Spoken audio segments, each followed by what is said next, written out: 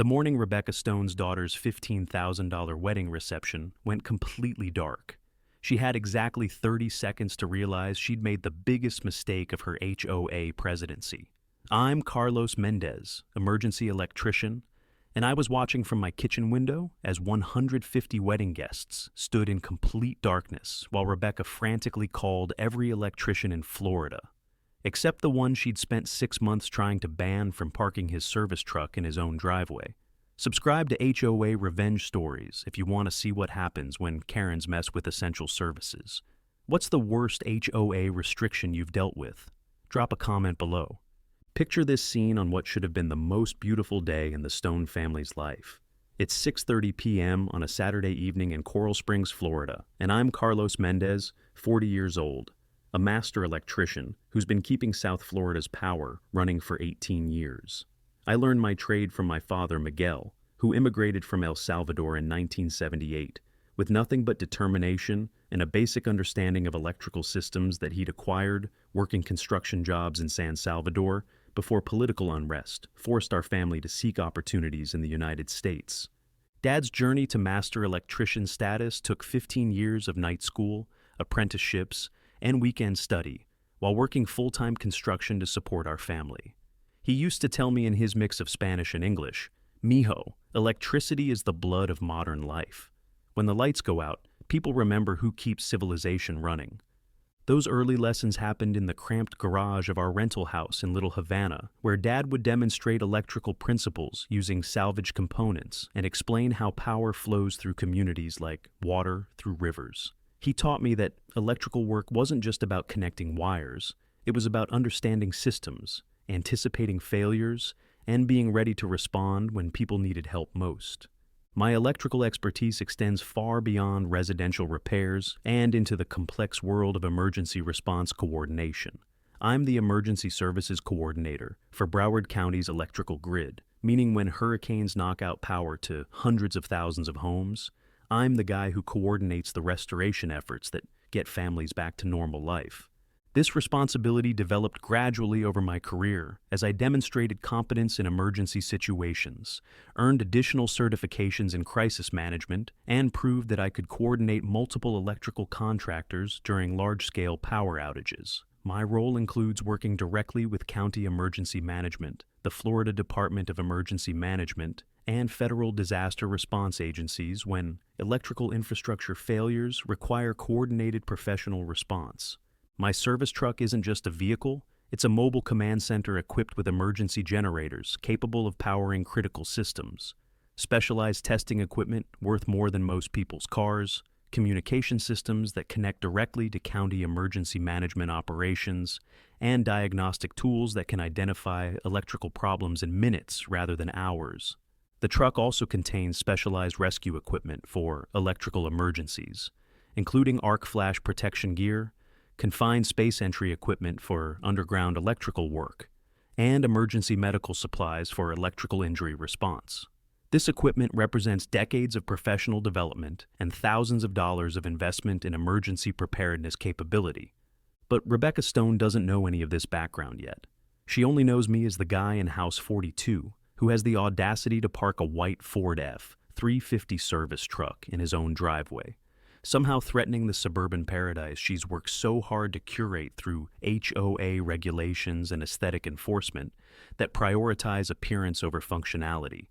Her perspective on my truck reflects broader anxieties about property values, neighborhood standards, and residential zoning that fail to account for the reality that essential service providers need to live somewhere, and their work vehicles are tools of their trade, not decorative elements designed to enhance subdivision aesthetics. Rebecca's background includes a successful real estate career spanning 22 years, during which she's developed strong opinions about property values, neighborhood character, and the visual elements that contribute to residential marketability. Her expertise in property aesthetics has served her well professionally, helping clients maximize home values through strategic improvements and community positioning. However, her real estate success has also created tunnel vision regarding anything that might be perceived as threatening property values, including commercial vehicles, business operations, or industrial elements that don't fit traditional suburban residential aesthetics. This perspective served her well in real estate, but created blind spots regarding essential services and emergency infrastructure. Her HOA presidency represents an extension of her professional focus on property values and community standards, applying real estate principles to neighborhood governance through enforcement of aesthetic regulations and restrictions designed to maintain residential character according to traditional suburban ideals. This morning, the warm Florida air carries the scent of orange blossoms and impending disaster, as Rebecca discovers what happens when you try to regulate essential services out of existence. Her daughter Brittany's outdoor wedding reception is set to begin in 12 hours, featuring a $15,000 catering setup, professional lighting systems, climate-controlled tents, and electrical requirements that would challenge even experienced event coordinators. The venue selection process took months as Rebecca researched locations that would provide the perfect backdrop for her daughter's wedding, while demonstrating the family's commitment to elegance and attention to detail. Cypress Gardens Event Center emerged as the ideal choice, offering outdoor ceremony spaces surrounded by mature oak trees, reception areas overlooking pristine lakes, and facilities that could accommodate elaborate celebrations. But Cypress Gardens' electrical infrastructure was installed in 2003 when event requirements were simpler and less demanding than modern weddings require.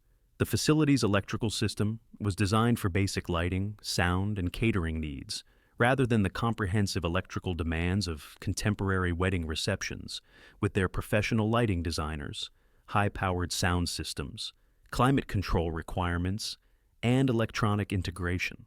The irony building throughout this morning is that Rebecca spent months campaigning against my commercial vehicle, completely unaware that her daughter's wedding venue depends on the same electrical expertise she's been trying to ban from the neighborhood. Sometimes karma arrives with perfect timing and professional lighting that requires emergency electrical intervention.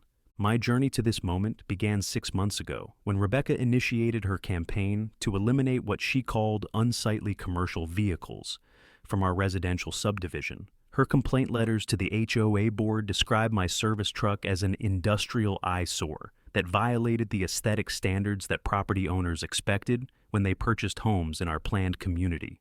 Her first formal complaint arrived on a Tuesday morning in March, delivered personally to my door, while I was loading equipment for an emergency call to restore power at a local nursing home where backup generators had failed during a routine maintenance operation. The sight of Rebecca in her perfectly pressed business attire, clipboard in hand, contrasted sharply with my work clothes and the urgency of elderly residents needing immediate electrical restoration. "Mr. Mendez, I'm Rebecca Stone, HOA President, and I need to discuss your parking situation," she announced, gesturing toward my service truck like it was contaminating the neighborhood's carefully maintained aesthetic harmony. "Good morning, Mrs. Stone. I'm responding to an emergency call right now, but I'm happy to discuss parking regulations when I return from restoring power to residents who currently don't have air conditioning or medical equipment functioning." Her expression suggested that emergency electrical services were less important than maintaining subdivision appearance standards. The HOA covenants clearly state that commercial vehicles are prohibited from residential parking. Your truck violates multiple aesthetic guidelines. "I understand your concern about neighborhood standards. My truck is properly registered, insured, and parked in my own driveway. Florida law protects essential service vehicles when they are necessary for emergency response operations." But Rebecca had already made up her mind that my truck represented a threat to property values that required immediate HOA intervention, regardless of state laws protecting essential service providers or the practical reality that electrical emergencies don't respect business hours or aesthetic preferences. Over the following weeks, Rebecca's campaign intensified as she gathered signatures from neighbors who may not have understood that they were essentially petitioning to remove emergency electrical services from their immediate area. Her documentation included photographs of my truck taken from multiple angles, measurements of its dimensions relative to other vehicles in the neighborhood, and detailed complaints about how industrial equipment threatened residential character. Her petition claimed that allowing my service truck would set a precedent for other commercial activities that could transform their peaceful subdivision into an industrial zone where property values would plummet and residential tranquility would be destroyed by the presence of working vehicles. The first HOA board meeting regarding my truck took place on a humid Thursday evening in April, with Rebecca presenting her case using a PowerPoint presentation that treated my service vehicle like an environmental hazard rather than essential infrastructure. The conference room at the community center felt cramped as neighbors debated whether emergency electrical services constituted a commercial violation or community necessity. "Ladies and gentlemen, we must protect our neighborhood's character," Rebecca declared, advancing through slides showing my truck from various angles. "Commercial vehicles destroy property values and create precedents for industrial activities that belong in commercial zones, not residential communities." I responded with documentation showing that Florida Statute 720.3045 specifically protects essential service vehicles when they're reasonably necessary for emergency response, and that my truck meets all legal requirements for residential parking while providing critical infrastructure support. "Mrs. Stone, I appreciate your concern for neighborhood standards. However, my vehicle enables emergency electrical response that protects this entire community. When hurricanes knock out power, residents call me to restore electricity to medical equipment, refrigeration, and air conditioning systems." The meeting concluded with a narrow vote to monitor the situation rather than immediately banning my truck. But Rebecca clearly wasn't satisfied with this compromise. Her defeat at the board level only motivated her to escalate her campaign through additional regulatory channels and community pressure tactics. May brought increased harassment as Rebecca documented every instance of my truck leaving for emergency calls, creating detailed logs of when I departed and returned, and submitting noise complaints about early morning emergency responses that disrupted her preferred quiet hours. Her complaint to the city's code enforcement department alleged that I was operating an illegal business from my residence, forcing me to spend hours providing documentation proving that storing a service vehicle doesn't constitute commercial operations, and that emergency electrical work requires immediate response capabilities. June escalated when Rebecca organized a petition drive throughout the subdivision, going door to door to gather signatures supporting her position that commercial vehicles should be banned entirely. Her persuasion tactics included dire warnings about property value destruction and neighborhood character deterioration that would result from allowing industrial activities in residential areas. What Rebecca failed to mention during her signature collection was that I'm the same electrician who restored power to the community center after last year's hurricane, installed emergency generators for elderly residents with medical equipment, and provides 24/7 emergency response for electrical problems that could otherwise become fire hazards or life safety issues. Her campaign reached its peak in early July when she submitted a formal complaint to the county requesting investigation into alleged zoning violations, business licensing issues, and residential use restrictions that she claimed my truck violated through its mere presence in my driveway. The county investigation required me to provide extensive documentation, proving that parking a service vehicle doesn't constitute operating a business, that my electrical contractor license permits emergency response operations, and that essential service providers are protected under state law from HOA restrictions that would prevent emergency response capabilities. But throughout this entire 6-month campaign, Rebecca never asked what I actually do for work, what services my truck enables, or why emergency electrical response might benefit the community she's trying to protect. Her focus remained entirely on aesthetic concerns and regulatory enforcement, without consideration for practical consequences or community dependencies. Meanwhile, her daughter Brittany's wedding planning progressed through the summer, with Rebecca investing thousands of dollars in an elaborate outdoor reception featuring professional lighting systems, climate-controlled tents, catering equipment, and electrical requirements that would test any venue's infrastructure capacity. The wedding venue, Cypress Gardens Event Center, is a beautiful outdoor facility surrounded by mature oak trees and overlooking a pristine lake. But its electrical infrastructure was installed 20 years ago when event requirements were simpler and less demanding than modern weddings require. Brittany's reception plans included professional DJ equipment with high-powered amplifiers, LED lighting systems synchronized to music, climate-controlled tents requiring substantial air conditioning, catering stations with warming equipment, ice machines, beverage stations, and charging stations for guests' electronic devices. The electrical load calculation for this event approached the maximum capacity of the venue's aging electrical system, creating potential failure points that experienced electricians would recognize as high-risk situations requiring emergency response preparation. But Rebecca's focus remained on eliminating my truck from the neighborhood, rather than ensuring that essential services would be available when her family needed them most. Her campaign against my commercial vehicle continued even as her daughter's wedding created the exact type of electrical emergency that my service truck was designed to address.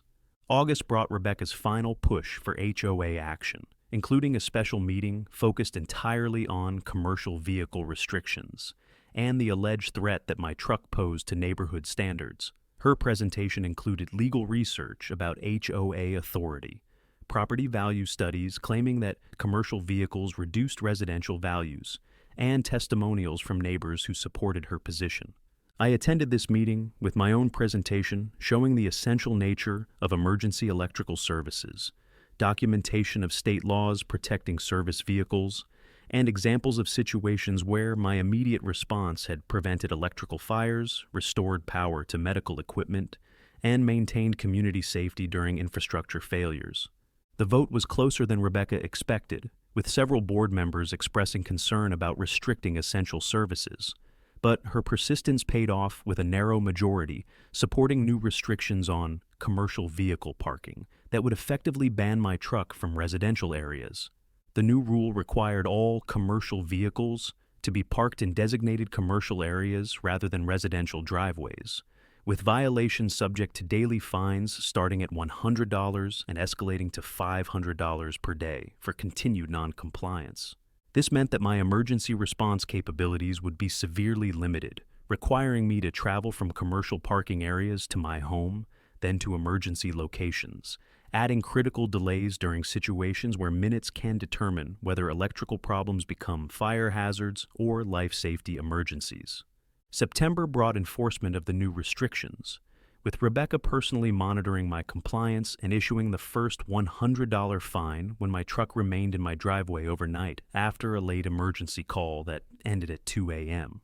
Her dedication to enforcement included photographing my truck at various hours, documenting violation instances with timestamps, and submitting daily reports to the HOA board about my continued non-compliance with commercial vehicle restrictions. But Rebecca's victory celebration was premature because she hadn't considered what happens when essential service providers are forced to operate under restrictions that compromise their emergency response capabilities. October arrived with increasing electrical problems throughout the community as aging infrastructure began failing with greater frequency, creating exactly the type of emergencies that required immediate response from someone with my expertise and equipment access. Mrs. Patterson in House 67 experienced a power surge that knocked out electricity to her home medical equipment, requiring emergency response to restore power and prevent life-threatening complications for her husband's oxygen concentrator and CPAP machine. The Johnson family's electrical panel began sparking during a thunderstorm, creating fire hazard conditions that needed immediate professional intervention to prevent their house from burning down, with their family sleeping inside. Mr. Rodriguez's air conditioning failed during a heat wave, leaving his elderly mother without cooling in temperatures that could have caused heat exhaustion, or worse for someone with her cardiovascular conditions. Each of these emergencies required my immediate response with specialized equipment from my service truck. But Rebecca's new parking restrictions meant that I had to travel additional distances from commercial parking areas, adding delays that could have had serious consequences for community safety. Yet Rebecca remained focused on enforcement, rather than reconsidering whether her restrictions served the community's best interests. Her documentation of my violations continued even as neighbors began experiencing the practical consequences of reduced emergency electrical response capabilities. November brought the first hint of what was coming when Cypress Gardens Event Center experienced a minor electrical failure during another family's wedding reception, creating temporary power outages that disrupted the celebration and required emergency electrical response to restore full functionality. I received the emergency call at 8:47 p.m. on a Saturday evening, coordinated with the venue's management to assess the electrical problem, and restored power within 45 minutes using equipment from my service truck. The grateful family sent a thank you card mentioning that my quick response saved their wedding reception from becoming a disaster. But when Rebecca heard about this incident, her response wasn't gratitude that emergency electrical services were available. Instead, she expressed concern that my truck had been parked overnight in my driveway after the emergency call, violating the new commercial vehicle restrictions she had worked so hard to implement. December brought wedding planning intensification as Brittany's January ceremony approached, with Rebecca coordinating countless details, including catering, decorations, music, photography, and guest accommodations for what she described as the wedding of the century that would showcase her family's commitment to perfection. Her social media posts documented every aspect of wedding preparation, from dress fittings to venue decorations, with particular pride in the elaborate electrical lighting systems that would transform Cypress Gardens into a magical wonderland for her daughter's special day. The irony was obvious to anyone who understood electrical systems. Rebecca was celebrating the same type of electrical expertise she'd been trying to ban from her neighborhood, without recognizing the connection between emergency electrical services and event success.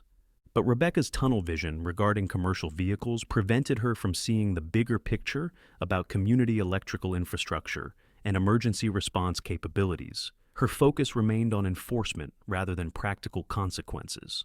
January arrived with unseasonably warm weather that stressed Florida's electrical grid, as residents ran air conditioning systems earlier than normal, creating increased demand that challenged aging electrical infrastructure throughout South Florida.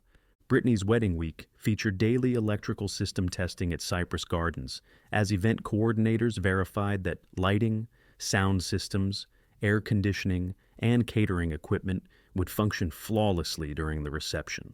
These tests revealed minor electrical anomalies that experienced electricians would recognize as warning signs of potential system failures, but the venue's maintenance staff dismissed them as normal fluctuations that wouldn't impact the actual event.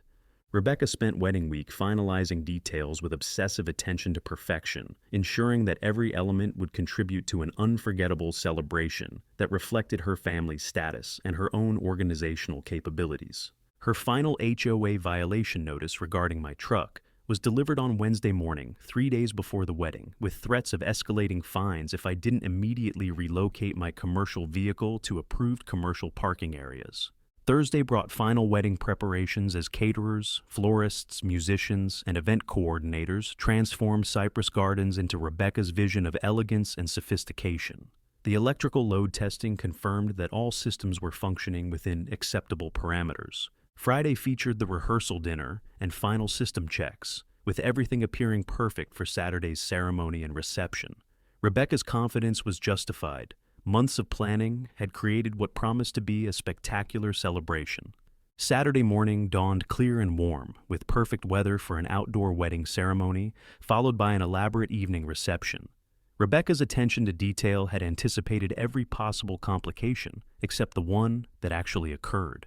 The wedding ceremony proceeded flawlessly at 4 p.m., with 150 guests witnessing Brittany's exchange of vows in a beautiful outdoor setting surrounded by professional lighting and sound systems that created exactly the magical atmosphere Rebecca had envisioned. Photos were taken, congratulations exchanged, and guests mingled during cocktail hour while the catering staff prepared for the reception's dinner scheduled to begin at 6:30 p.m.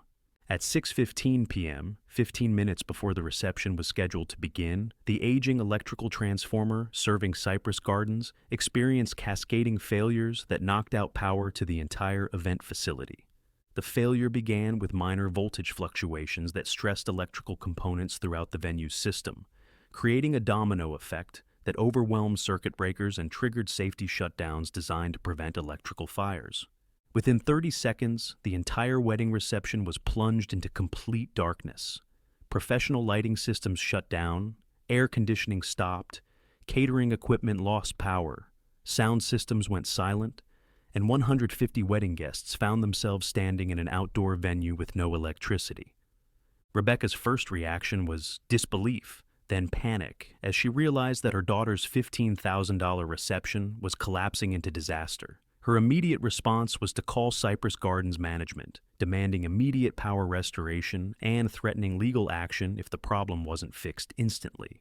But venue management explained that electrical failures of this magnitude required professional emergency electrical response, and their usual electrician was unavailable on Saturday evening. They provided Rebecca with a list of emergency electrical contractors, suggesting she contact multiple providers to find someone available for immediate response.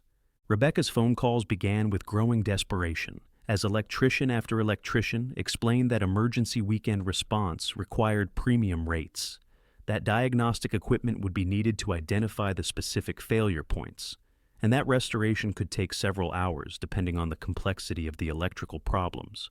Meanwhile, wedding guests stood in darkness as catering staff attempted to maintain food safety without refrigeration. The DJ tried to provide entertainment without power, and Brittany fought tears as her dream reception turned into a nightmare of failed planning. That's when Rebecca realized she hadn't called the one electrician who lived 10 minutes away and specialized in emergency electrical response. The same electrician whose service truck she'd spent 6 months trying to ban from her neighborhood through persistent HOA enforcement and regulatory pressure. Her call to my emergency line at 6:47 p.m. came with a desperation that 6 months of HOA enforcement had never revealed. The confident, authoritative voice that had delivered violation notices and enforcement threats was replaced by raw panic and maternal desperation as her daughter's dream wedding collapsed in real time. Carlos, this is Rebecca Stone.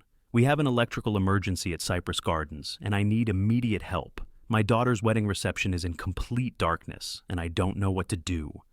I could hear the panic in her voice, underlaid with growing realization of the irony she was experiencing. But I also remembered 6 months of harassment, violation notices, municipal complaints, and persistent attempts to prevent me from parking my service truck in my own driveway. The same truck that contained the diagnostic equipment and emergency generators needed to address electrical failures, like the one destroying her daughter's wedding celebration.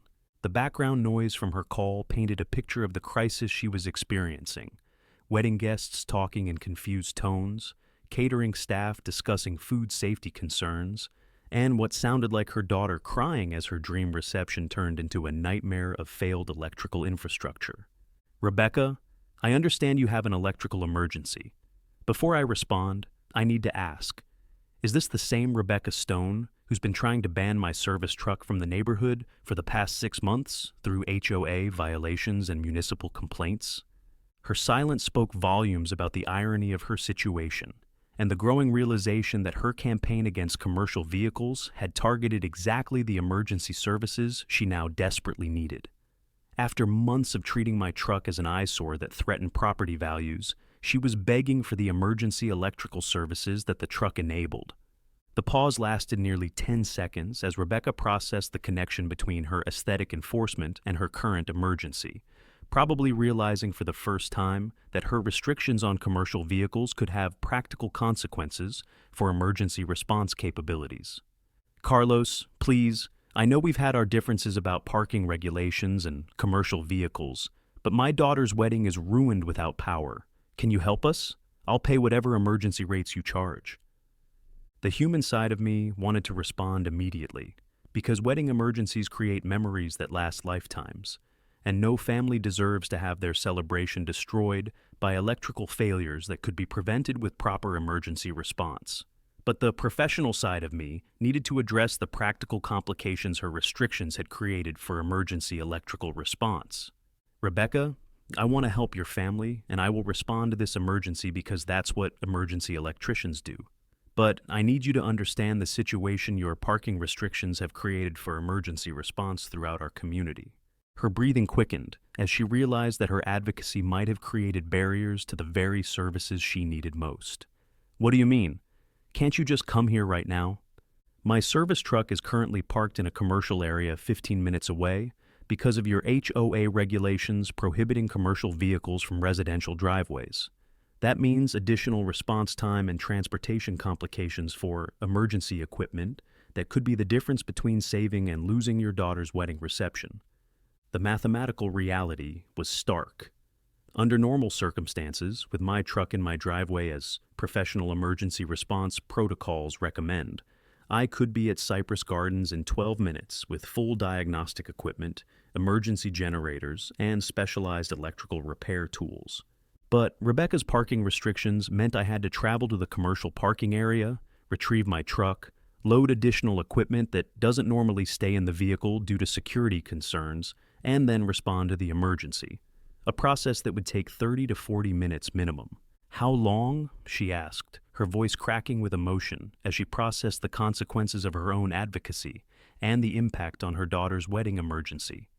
With current parking restrictions that separate emergency response vehicles from emergency coordinators, I'm looking at 35 to 40 minutes to retrieve my truck, load emergency equipment, and respond to your location with the generators and diagnostic tools needed for electrical system restoration.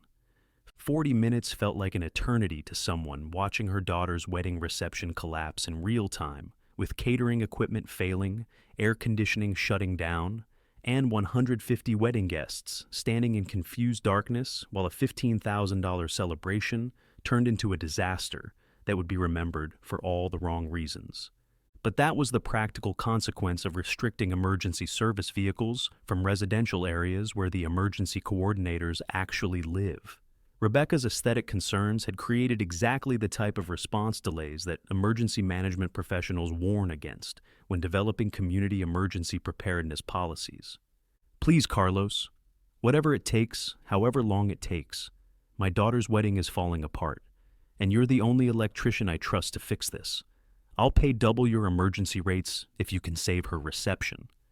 Despite 6 months of harassment over commercial vehicle parking, municipal complaints, and persistent attempts to regulate my truck out of the neighborhood, I couldn't let a family's wedding be destroyed by electrical failures when I had the expertise and equipment to fix the problem. Emergency electrical response is about community service and professional responsibility, not personal grudges or HOA politics. I'm heading to my truck now with emergency equipment. I'll be there as soon as possible with emergency generators and diagnostic tools to restore power to your daughter's wedding. In the meantime, ask the venue management to identify the electrical panels and transformer locations, so I can begin assessment immediately upon arrival. My response time ended up being 37 minutes due to the commercial parking requirements Rebecca had insisted upon through months of HOA advocacy. 37 minutes during which wedding guests stood in darkness, catering equipment failed, climate control shut down, and a $15,000 reception teetered on the edge of complete disaster that would haunt family memories forever. Those 37 minutes also gave Rebecca time to fully understand the connection between her parking restrictions and emergency response capabilities, and to realize that her focus on aesthetic regulations had created practical barriers to essential services that communities depend on during infrastructure failures. But professional emergency electrical response involves more than just fastest response times. It requires diagnostic expertise, specialized equipment, and systematic problem-solving approaches that restore power safely rather than creating additional hazards through hasty repairs. My assessment revealed that the venue's 20-year-old electrical transformer had experienced cascading failures due to excessive load demand from modern event equipment drawing more power than the aging system could handle safely. The solution required emergency generator deployment to restore immediate power for essential systems, followed by load redistribution to prevent additional failures, and temporary electrical panels to bypass damaged components until permanent repairs could be completed. Within 90 minutes, I had restored power to the wedding reception, implemented load management to prevent future failures during the event, and ensured that Brittany's celebration could continue with full electrical functionality. The relief on Rebecca's face was obvious as professional lighting systems resumed operation, air conditioning restored climate control, catering equipment returned to normal function, and 150 wedding guests resumed celebrating instead of standing in confused darkness.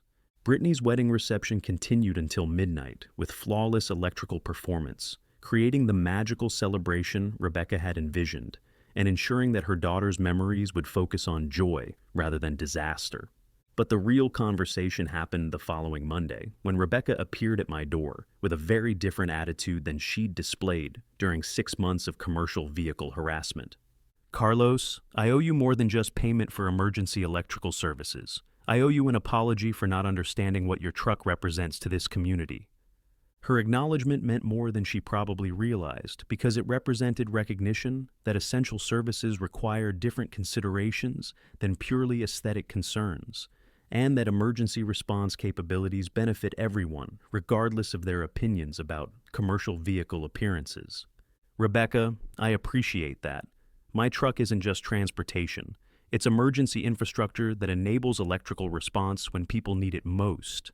Parking restrictions that separate service vehicles from emergency coordinators create response delays that can have serious consequences."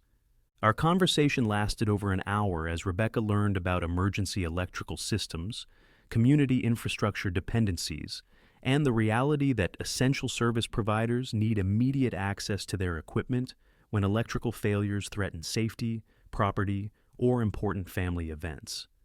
The education was enlightening for someone who had focused entirely on aesthetic regulations without considering practical implications for community emergency preparedness and infrastructure resilience.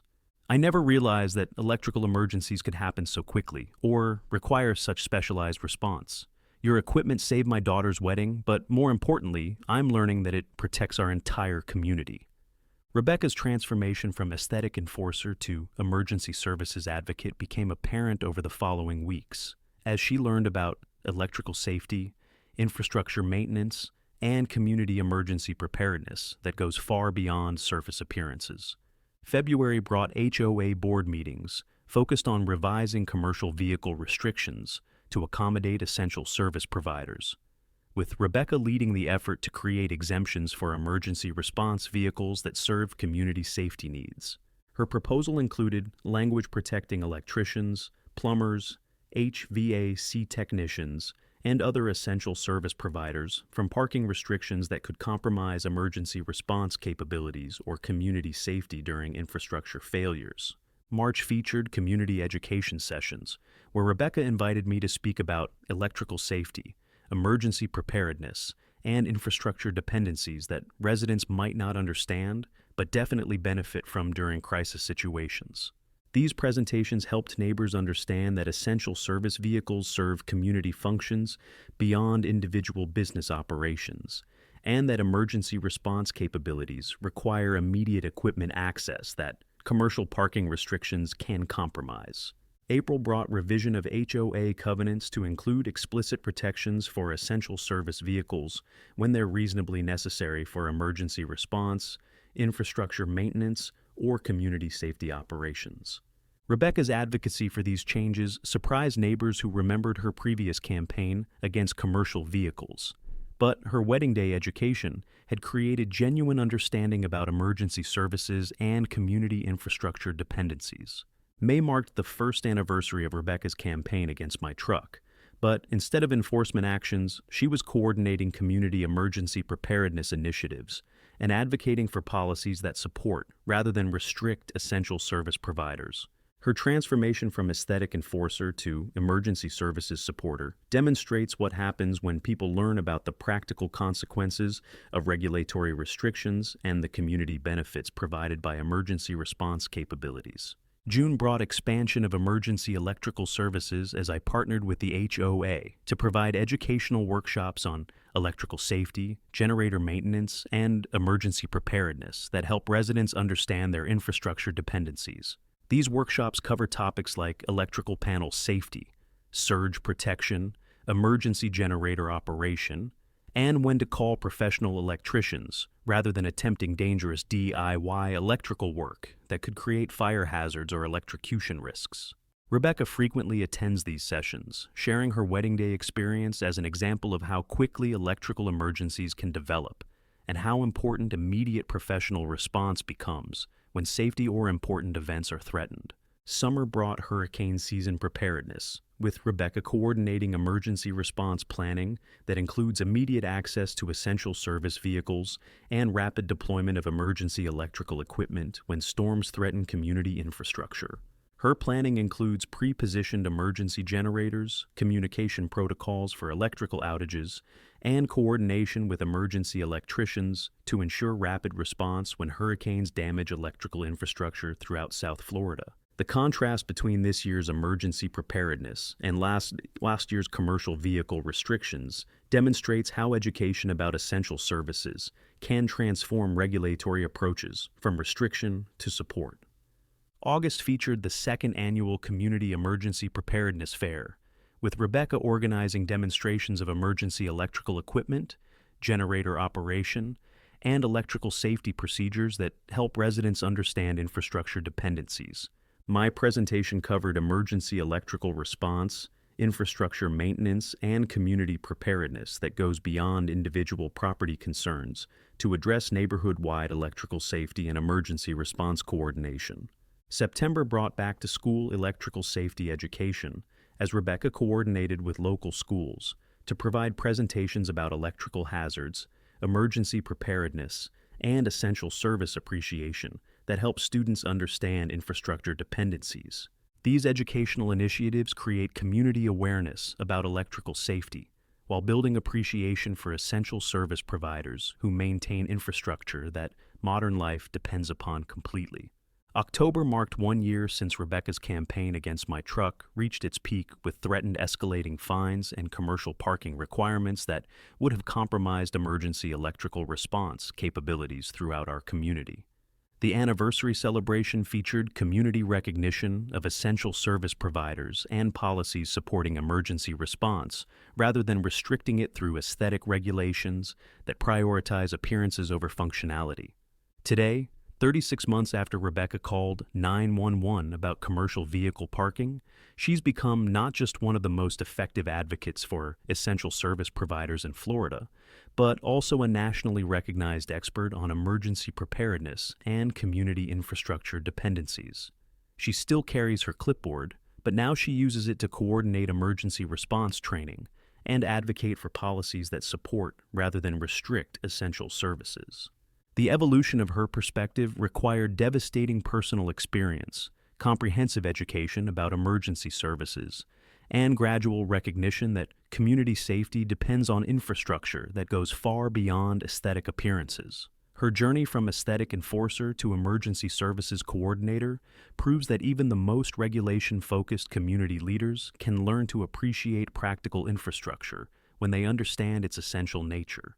Her current role includes serving as the Southeast Regional Coordinator for the National Emergency Services Support Association, a nonprofit organization that educates communities about infrastructure dependencies and advocates for policies supporting emergency response capabilities in residential areas. This position developed through her speaking engagements at HOA conferences, emergency management seminars, and community development workshops, where she shares her wedding day experience as a cautionary tale about the unintended consequences of restricting essential services through aesthetic regulations. Her presentations have reached thousands of community leaders throughout the Southeast, helping them understand that emergency preparedness requires supporting rather than restricting the service providers who maintain critical infrastructure and respond to emergencies that threaten community safety. Rebecca frequently speaks at national conferences about the balance between community aesthetics and emergency preparedness, using her family's wedding crisis as a real-world example of how quickly infrastructure failures can create emergencies that require immediate professional response from properly equipped service providers. My electrical contracting business has expanded significantly, now employing 12 full-time electricians and operating a fleet of emergency response vehicles that serve 6 counties throughout South Florida. The business growth reflects increasing demand for emergency electrical services and growing community recognition of infrastructure dependencies. The expansion includes specialized divisions for emergency response, infrastructure maintenance, hurricane preparedness, and community education that help residents understand electrical safety while building appreciation for the skilled professionals who maintain power systems that modern life depends upon completely. Our emergency response capabilities have been tested repeatedly during hurricane seasons that bring widespread power outages requiring coordinated restoration efforts involving multiple contractors, emergency management agencies, and community organizations working together to restore electrical service as quickly and safely as possible. Hurricane recovery operations have included restoring power to hospitals, nursing homes, emergency shelters, and essential services during community-wide electrical failures that demonstrate the critical importance of emergency electrical response and the specialized equipment required for large-scale infrastructure restoration. Rebecca frequently volunteers during hurricane response operations, coordinating between emergency electricians and community organizations, while helping residents understand restoration priorities and safety procedures during extended power outages that test community resilience and emergency preparedness. Her volunteer work includes managing emergency communications, coordinating resource distribution, and providing community education about electrical safety during power restoration operations that can take weeks when hurricanes cause widespread infrastructure damage.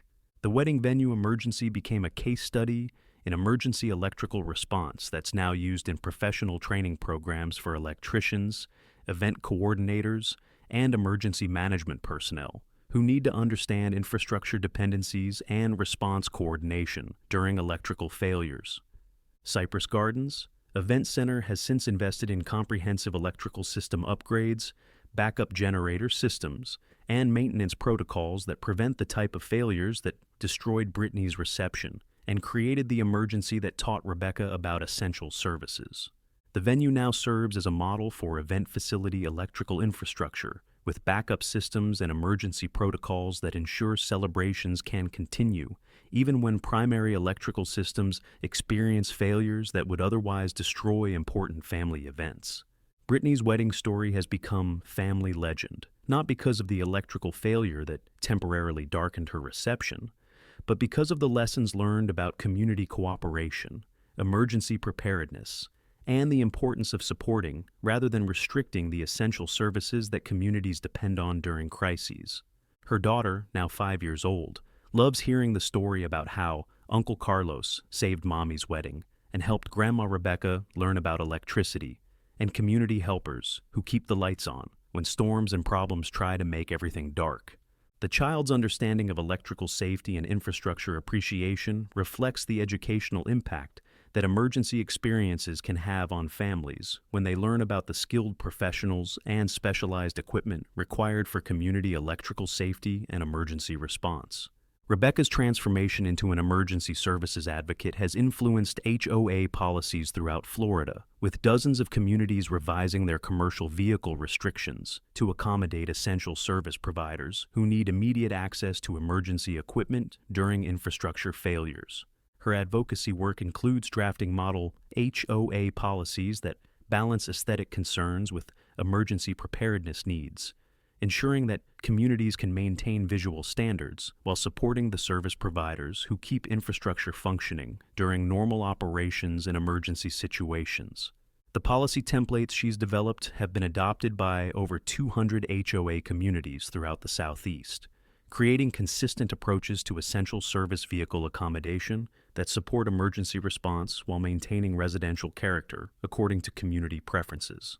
Regional emergency management agencies frequently consult with Rebecca about community preparedness policies, infrastructure dependencies, and public education strategies that help residents understand their reliance on essential services and the importance of supporting emergency response capabilities. Her expertise in both community governance and emergency preparedness has made her a valuable bridge between regulatory enforcement and practical emergency response needs, helping communities develop policies that serve both aesthetic and safety objectives effectively. State emergency management has recognized Rebecca's contributions to community preparedness through awards for volunteer service, policy development, and public education that strengthens community resilience and emergency response capabilities throughout Florida. My service truck still sits in my driveway, but now it's recognized as essential community infrastructure rather than an aesthetic violation. The same truck that Rebecca tried to ban for 6 months became the equipment that saved her daughter's wedding, and taught her about emergency services and community infrastructure dependencies. The truck serves as a symbol of the balance between community aesthetics and emergency preparedness, demonstrating that essential service vehicles can coexist with residential character when communities understand their critical role in maintaining infrastructure and responding to emergencies.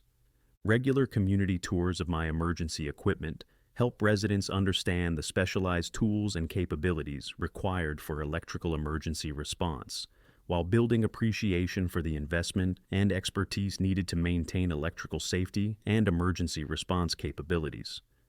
Educational demonstrations include generator operation, electrical safety procedures, emergency communication systems, and diagnostic equipment that help community members understand the complexity of electrical systems and the specialized knowledge required for safe emergency response. Rebecca frequently hosts these educational events, sharing her personal experience with electrical emergencies while helping neighbors understand their infrastructure dependencies and the importance of supporting rather than restricting essential service providers in residential communities. Brittany's daughter has become the unofficial mascot of these community education events, asking questions about electrical safety and demonstrating the curiosity about infrastructure that helps children understand how their communities function and who keeps essential services running smoothly. The next generation's understanding of infrastructure and emergency services reflects the educational impact that personal experiences can have on community attitudes toward essential services and the skilled professionals who maintain critical systems that modern life depends upon. Regional universities now use our community as a case study in emergency preparedness and infrastructure policy, bringing students to observe how communities can balance aesthetic preferences with emergency response needs through education and collaborative policy development. Academic research based on our community transformation has contributed to policy recommendations for emergency preparedness, infrastructure support, and community resilience that help other communities develop effective approaches to essential service accommodation and emergency response coordination. Drop a comment sharing your worst HOA restriction story, especially if they've tried to regulate essential services or emergency response capabilities out of your community. We've all dealt with overzealous board members who prioritize aesthetics over emergency preparedness and community safety. Hit that subscribe button if you want more stories about working families standing up to HOA regulations through professional expertise, community service, and education that transforms opposition into collaboration. Sometimes the best revenge is letting people discover how much they depend on the services they're trying to restrict through misguided regulations. Remember, strong communities support the people who keep infrastructure functioning rather than restricting them through regulations that prioritize appearances over emergency preparedness, community safety, and the essential services that modern life depends upon every single day. Thanks for watching HOA Revenge Stories, where we prove that every HOA Karen eventually meets their match.